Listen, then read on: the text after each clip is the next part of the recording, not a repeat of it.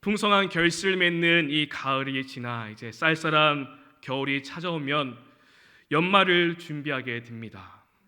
교회는 분주하게 이제 연말을 준비하고 결산하고 또한 내년 계획을 준비합니다. 얼마 전에 우리는 이제 추수감사절 생명나무 주일을 은혜 가운데 잘 끝냈습니다. 이제 12월 첫 주에 있을 당회 구역회 이것을 준비해야 되고요. 또 12월에 있을 성탄절 예배, 또 성탄 발표회, 송구영신 예배까지 그리고 있을 연말의 모든 작업들 우리가 분주하게 준비하고 있습니다. 그리고 동시에 내년을 함께 준비해야 됩니다. 그래서 연말이 되면 교회는 참 분주하고 바쁜 것 같습니다. 비록 힘들고 바쁘지만 올해를 잘 매듭 짓고 더 큰 희망을 가지고 내년을 준비하기 위해서 기도하며 나아가고 있습니다. 그런데 이런 연말이 되면은 들려오는 많은 이야기들이 있습니다. 많은 말들이 있습니다. 좋은 이야기도 있지만 안타까운 이야기도 있습니다. 때로는 갑작스러운 질병과 아픔으로 인해서, 때로는 가족의 일로 인해서, 때로는 개인적인 사정으로 인해서 그 힘든 시간들이 길어지니까 어렵다, 힘들다는 이야기를 많이 듣습니다. 최근에는 제가 청년들을 담당하고 있다 보니까 청년들과 이야기 나눌 시간을 가졌는데요. 힘들고 지쳐서 다 내려놓고 싶다는 말을 듣게 되니 참 마음이 아팠습니다. 올해를 돌아보는데 이루어진 것이 아무것도 없고 힘든 일들만 연속으로 진행되어지고 이로 인해서 영적인 침체와 실망, 낙심에 휩싸여 있는 그런 청년들을 보게 되었습니다. 추운 날씨가 오면서 우리의 신앙도 꽁꽁 얼어붙는 것과 같습니다. 저는 오늘 말씀을 준비하면서 한가지 통계를 보았는데요. 우리가 벌써 이 코로나 상황을 참 많은 시간이 지나왔는데 이 코로나를 겪으면서 우리의 신앙의 수준이 어떻게 되었는지, 어떠한 변화를 겪게 되었는지 리서치한 통계를 제가 보았습니다. 보여드리겠습니다. 코로나 이전보다 지금 내 신앙의 신앙이 약해진 것 같다라는 이 주황색의 그래프를 보면요, 2020년만 해도 26%였고요. 근데 2021년 되니까 더 늘었습니다. 30%로. 그리고 올해 4월까지 통계낸 것을 보니까 38%. 시간이 지날수록 내 신앙이 약해지는 것 같다라고 말하는 많은 사람들의 이야기입니다. 특별히 올해 이제 포스트 코로나 시대를 맞이하게 되면서 교회에 대한 그런 제약이 약화됐음에도 불구하고 여전히 신앙의 갈급함이 채워지기보다는 약해지는 그러한 현상을 우리가 보게 됩니다. 다음 통계도 보여주시겠습니까? 이 통계는요, 현장 예배를 드리는 사람과 온라인 예배 드리는 사람의 그러한 통계를 다르게 내서 보고 있습니다. 보시다시피 현장 예배를 드리는 사람과 온라인 예배를 드리는 사람의 그런 신앙이 약해졌다는 그 통계가 차이가 뚜렷하게 보입니다. 온라인 예배를 들으시는 분들이 신앙이 약해진 것 같다라고 더 많은 이야기를 하고 있습니다. 이렇게 우리는 이 코로나 시간 속에서 신앙이 약해지고 위축되는 것을 경험하기도 합니다. 그럼 저 같은 목회자들은 어떨까요? 목회자들은 늘 성령 충만하고 늘 은혜가 충만해서 지치지 않고 늘 힘차게 달려갈까요? 그러면 너무나 좋겠는데 저 같은 경우에는 그렇지 않은 것 같습니다. 때로는 체력적으로 지칠 때도 있고요. 과연 내가 지금 잘하고 있는가라는 물음에 깊은 생각에 잠길 때도 많았습니다. 물론 고민하고 또한 잘못된 부분은 잘 수정해서 다듬어 가야 합니다. 때로는 사탄이 말할 수 없는 그러한 참소로 저를 영적으로 짓누르고 그래서 영적인 침체에 빠지게 만들기도 하였습니다. 제가 이 시간 이러한 이야기를 드리는 이유는 무엇이냐? 누구나 이러한 영적인 침체, 영적인 슬럼프를 겪을 수 있다는 것을 말씀드리기 위해서입니다. 때로는 성도님들 가운데서도 또는 목회자들 가운데서도 신앙의 슬럼프, 영적인 침체로 신앙의 겨울을 맞이할 때도 있습니다. 그런데 하나님께서 원하시는 것은 우리가 이렇게 영적 침체로 눌려있는 것이 아니라 다시 일어나기를 원하십니다.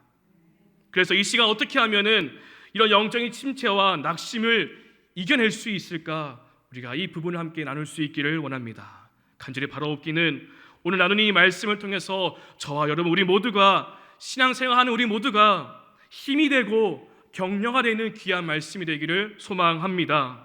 이 시간 나에게 찾아오시는 하나님을 만나는 귀한 시간이 되기를 또한 원합니다. 그래서 우리의 신앙이 회복되어지기를 소망하며 다시 사명의 길로 나아갈 수 있는 우리 모두가 되기를 주님의 이름으로 축원드립니다.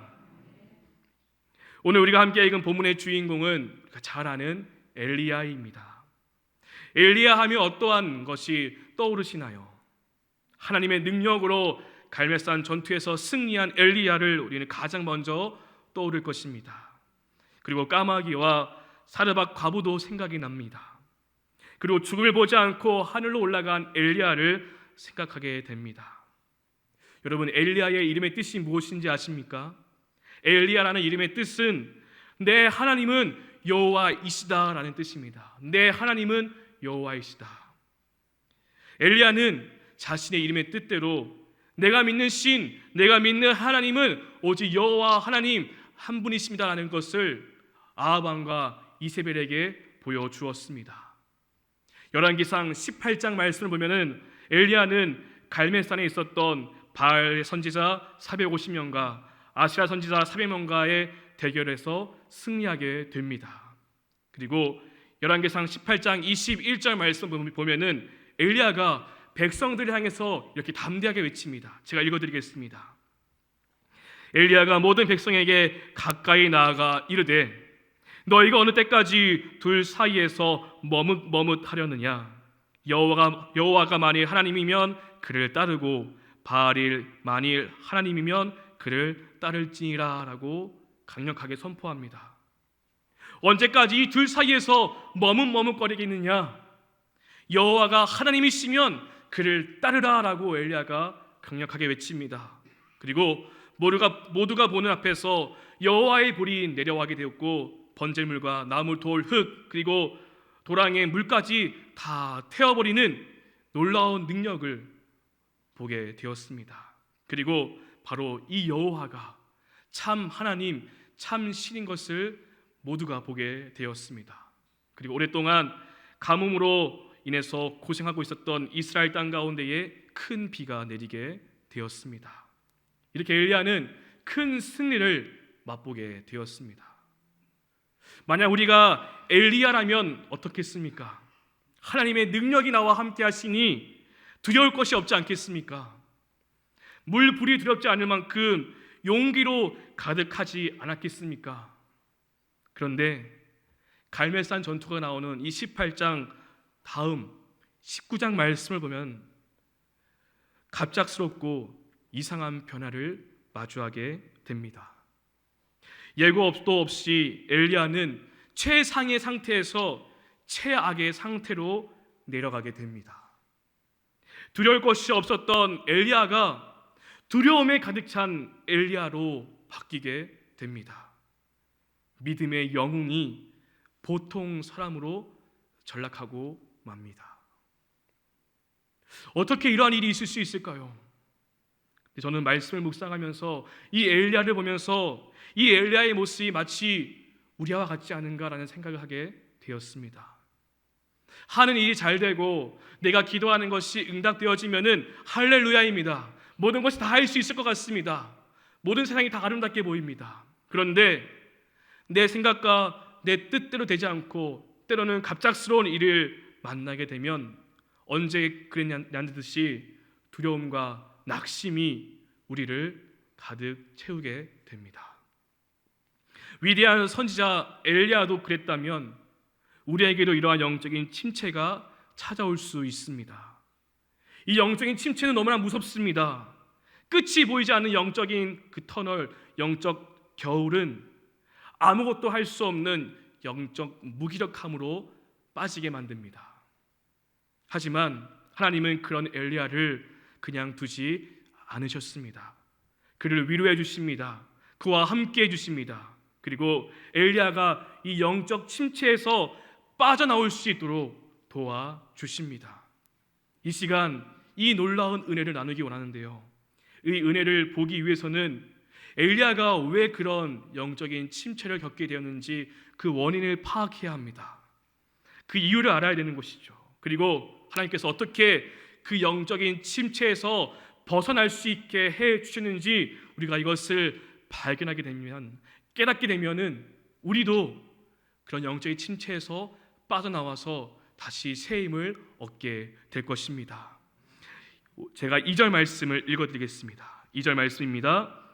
이세벨이 사신을 엘리야에게 보내어 이르되 내가 내 이맘때에는 반드시 내 생명을 저 사람들 중 한 사람의 생명과 같게 하리라.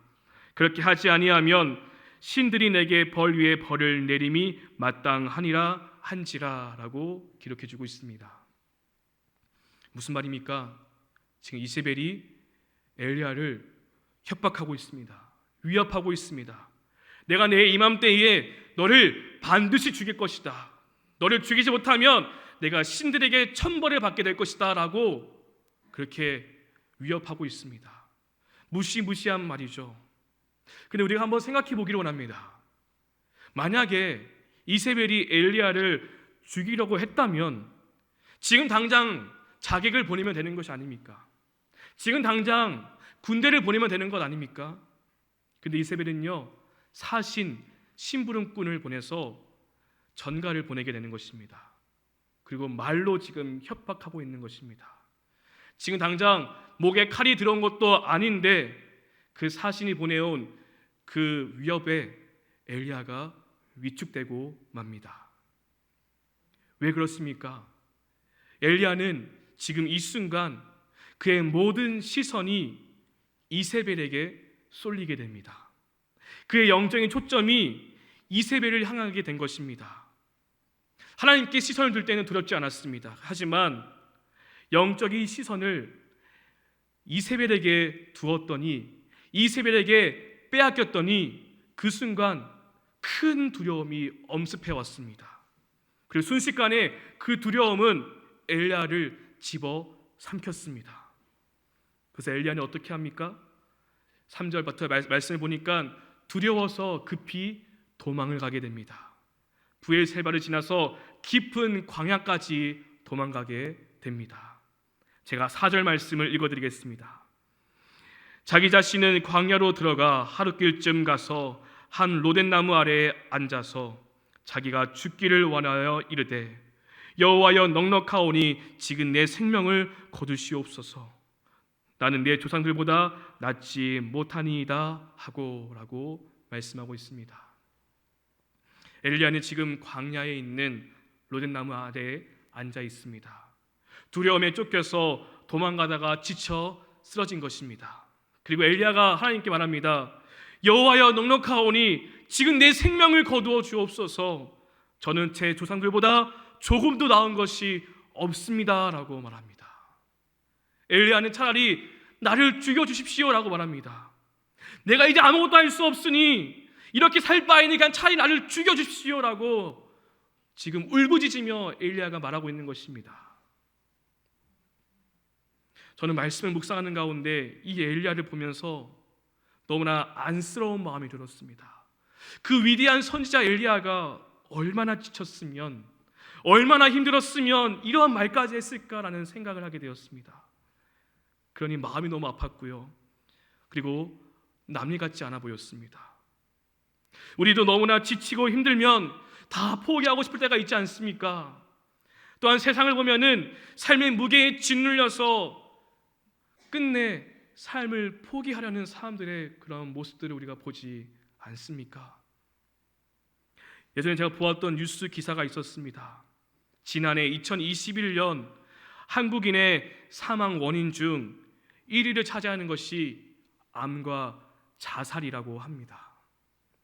연령별로 보면은 10대에서 30대의 그 사인으로 보면은 자살의 비중이 제일 높다고 합니다.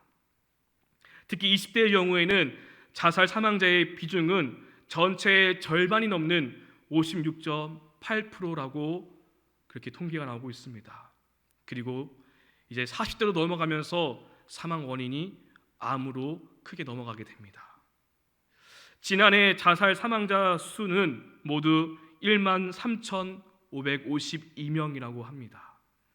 이것을 통계되면 하루에 평균 36.6명이 36명이 되는 사람이 하루에 이렇게 자기 스스로 생을 마감한다고 합니다.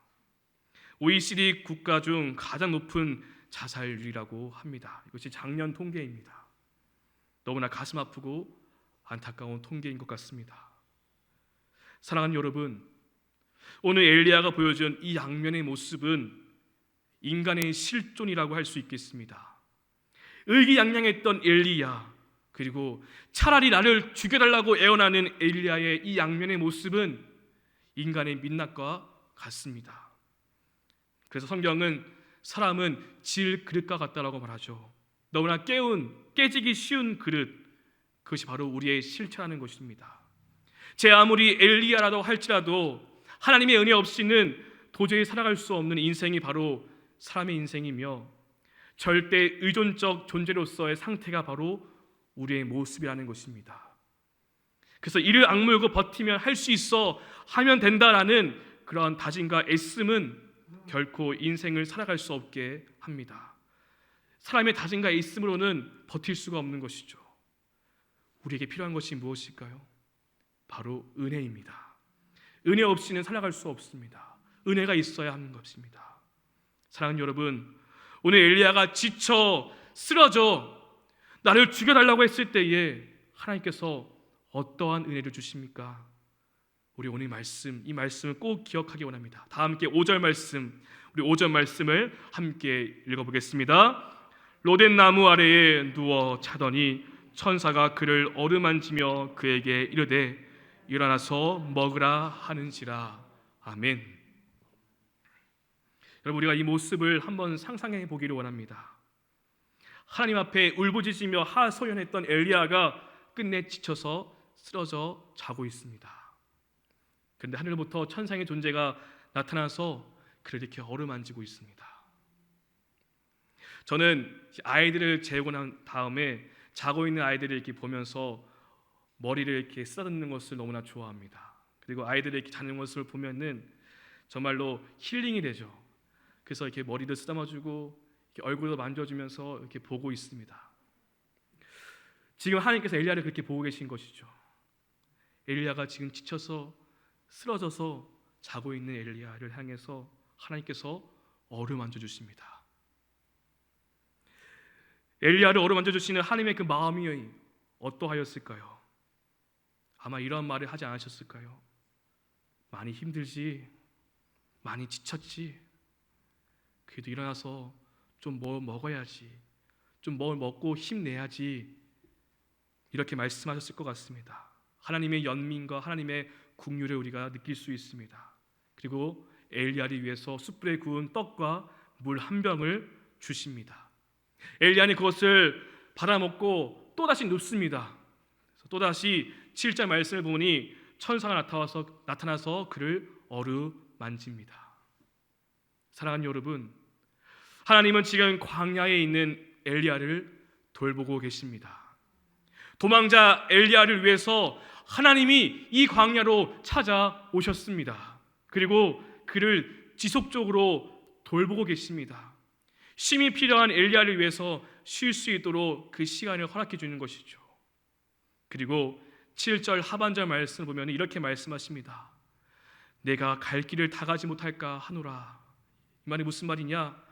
아직 갈 길이 남아있단다 라고 하는 말씀인 것입니다. 엘리야를 어루만지면서 이것을 먹으라, 그리고 아직 너가 갈 길이 남아있단다 라고 말씀하시는 것이죠.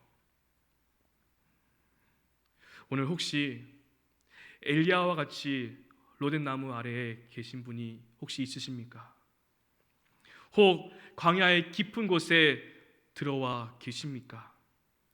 이것이 전부인가? 이것이 끝인가라고 생각하며 초라한 현실과 기대의 괴리 속에서 낙심하고 계신 분이 혹 있으십니까? 영적으로 너무나 지쳐서 무기력함에 빠져 계신 분이 혹시 있으십니까? 영적인 침체와 두려움과 걱정으로 하루하루를 보내고 계신 분이 혹 있으십니까? 오늘 이 시간 어루만지시는 주님의 은혜가 있기를 간절히 축원드립니다. 사실 우리가 이 자리에 있는 것도 그냥 온 것이 아닙니다. 계속해서 우리를 어루만지시고 달래주시고 함께해 주시는 하나님의 그 사랑이 있었기에 우리가 지금 이 자리에 있는 것입니다. 그리고 우리가 말씀과 기도와 또한 찬양을 통해서 우리는 예배를 통해서 하늘의 떡과 하늘의 음료를 마셔서 힘을 내야 하는 것입니다. 우리 하나님은 그렇게 우리를 어루만지시는 하나님이십니다. 우리를 그렇게 돌보시고 사랑해 주시는 하나님이신 것을 우리가 꼭 기억하며 내가 힘들고 지칠 때 나 혼자 있는 것이 아니라 우리가 믿음의 눈을 들어서 지금 하나님이 나를 이렇게 어루만지고 계신다는 것을 느낄 수 있기를 간절히 소망합니다. 사랑하는 여러분, 영적 침체에서 일어날 수 있는 방법은 나를 에워싸고 있는 문제, 환경을 바라보는 것이 아니라 어루만지고 계시고 떡과 물을 허락해 주시는 하나님, 그 하나님을 바라볼 때 우리는 벗어날 수 있습니다. 우리의 영적인 초점이 다시 하나님께 맞춰져 있어야 합니다. 풍랑 가운데 있던 베드로가 예수님을 바라볼 때 물 위를 걸었습니다. 하지만 큰 파도를 보자 두려워하였고 물에 빠지게 되었습니다. 세상의 파도를 보면 물에 빠지지만 세상보다 더 크신 하나님을 바라보면 나를 집어삼키는 그 물 위에서 우리는 걸을 수 있습니다. 하나님의 어루만지심, 하나님의 그 사랑과 긍휼이 늘 나를 향하고 있다는 것을 꼭 믿고 그 힘에 의지하여서 다시 일어날 수 있기를 간절히 소망합니다. 다음 함께 8절 말씀을 읽어보겠습니다. 우리 8절 말씀을 함께 읽어보겠습니다. 이에 일어나 먹고 마시고 그 음식물의 힘을 의지하여 40주 40야를 가서 하나님의 산 호렙에 이르니라. 아멘. 하나님께서 엘리야를 어루만지시고 또한 그가 일어나서 먹을 수 있도록 힘을 주셔서 그가 일어나게 되었습니다. 그리고 엘리야가 지금 어디를 향하고 가고 있습니까? 40주 40야를 가서 하나님의 산 호렙에 이르게 되었다라고 말합니다. 왜 하나님은 엘리야를 호렙산으로 인도하셨을까요? 여러분, 호렙산 하면 떠오르는 것이 무엇입니까? 우리가 잘 아는 모세가 떠오릅니다. 불에 타지 않는 그 떨기나무 가운데서 하나님을 만난 그 사건, 그 호렙산 사건이 우리는 떠오릅니다. 그래서 호렙산은 모세가 하나님께 소명을 받은 곳이죠. 그래서 이 호렙산이라는 것이 주는 상징이 있습니다. 그것은 바로 하나님의 소명을 받는 곳, 하나님의 은혜가 있는 곳, 하나님을 만나는 곳이 바로 호렙산인 것입니다. 사랑하는 여러분, 그렇다면 우리의 호렙산은 어디일까요? 하나님의 은혜가 있는 곳은 어디일까요? 하나님을 만나는 자리가 어디일까요? 바로 성전입니다. 믿으십니까? 예배하는 그 자리입니다. 은혜 받는 그 자리, 기도하는 그 자리가 바로 우리의 호렙인 것입니다. 영적 침체를 이기는 방법이 바로 이것입니다. 우리가 은혜의 자리로 나아가야 합니다. 쉬기만 한다고 해서 영적인 침체에서 벗어날 수 있는 것이 아닙니다. 쉬었다면 다시 그 힘으로 우리가 호렙산으로 가서 새로운 은혜를 주시는 하나님을 만나야 합니다. 실제로 엘리야는 이 호렙산에서 새로운 하나님을 만나게 되었고 그가 다시 사명을 받게 되었고 그가 다시 하나님의 위대한 선지자로 쓰임받게 되었다는 사실을 우리는 꼭 기억해야 할 것입니다. 우리가 읽지 않았지만 열왕기상 19장 이제 9절 이하부터의 말씀을 보면은 엘리야가 하나님을 만나는 장면이 기록되어 있습니다. 엘리야가 호렙산에 이르자 하나님의 말씀이 그에게 들려옵니다. 내가 어찌하여 여기 있느냐라고 말씀하십니다. 내가 어찌하여 여기 있느냐, 여기서 무엇을 하고 있느냐라고 말하는 것이죠. 그때 엘리야가 이렇게 대답합니다. 제가 10절 말씀을 읽어드리겠습니다. 그가 대답하되 내가 만군의 하나님 여호와께 열심히 유별하오니 이는 이스라엘 자손이 주의 언약을 버리고 주의 제단을 헐며 칼로 주의 선지자들을 죽였음이오며 오직 나만 남았거늘 그들이 내 생명을 찾아 빼앗으려 하나이다 라고 말합니다. 내가 어디 있느냐라는 대답에 엘리야는 이렇게 말합니다. 우리는 이 대답에서 엘리야가 영적 침체에 빠지게 된 또 다른 원인을 발견할 수 있습니다. 엘리야가 이렇게 말하는 것이죠. 내가 만군의 하나님 여호와께 열심히 섬겼습니다. 열정적으로 하나님을 따랐습니다. 그런데 지금 나만 혼자 남아 있습니다 라고 말하는 것이죠. 우리는 엘리야가 오직 나만 남았거늘이라는 이 말을 했다는 것을 우리는 꼭 기억해야 됩니다. 이것을 꼭 주목해야 합니다. 열왕기상 18장에서 위대한 믿음의 역사를 이룬 엘리야는 아마도 큰 기대를 했을 것입니다. 야, 이제 이러한 놀라운 역사를 보게 되었으니 이스라엘이 변화되겠지. 이스라엘 백성들이 하나님께 돌아오겠지. 바알과 아세라를 버리고 하나님을 섬기겠다고 돌아오겠지. 아마 이러한 기대를 했을 것입니다. 그런데 현실은 그렇지 않았습니다. 여전히 엘리야 혼자 남아있는 것입니다. 그리고 그에게 돌아온 것은 자신을 죽이겠다는 이세벨의 협박뿐이었습니다. 기댔던 상황만큼 실망도 컸던 것입니다. 변하지 않는 현실의 배신감을 느꼈을 것입니다. 그래서 사실 엘리야는 이세벨로부터 도망간 것이었지만 동시에 변하지 않는 이 현실로 인해서 하나님으로부터 도망간 것이라고도 할 수 있겠습니다. 우리 인생을 살아가면서도 때로는 교회에서 맡겨진 일들 사역을 하면서도 혹 우리가 이런 생각을 해보지 않습니까? 그리고 변하지 않는 현실을 보면서 혹 괴로워하지 않습니까? 하나님, 지금 나 혼자만 남았습니다. 아무도 함께하고 있지 않습니다. 나 혼자만 일하는 것 같습니다. 그래서 지칩니다. 외롭습니다. 힘듭니다. 우리가 하나님께 이러한 말을 하진 않습니까? 저는 그랬던 적이 있었습니다. 나는 열심히 사역을 한다고 하지만 아무런 성과가 돌아오지 않을 때 지치고 외롭습니다. 청년들을 많이 아껴주고 많은 것들을 베풀어주고 많은 것들을 함께 하는데 때로는 돌아오는 것이 아무것도 없을 때도 있습니다. 그럴 때마다 힘들 때도 많습니다.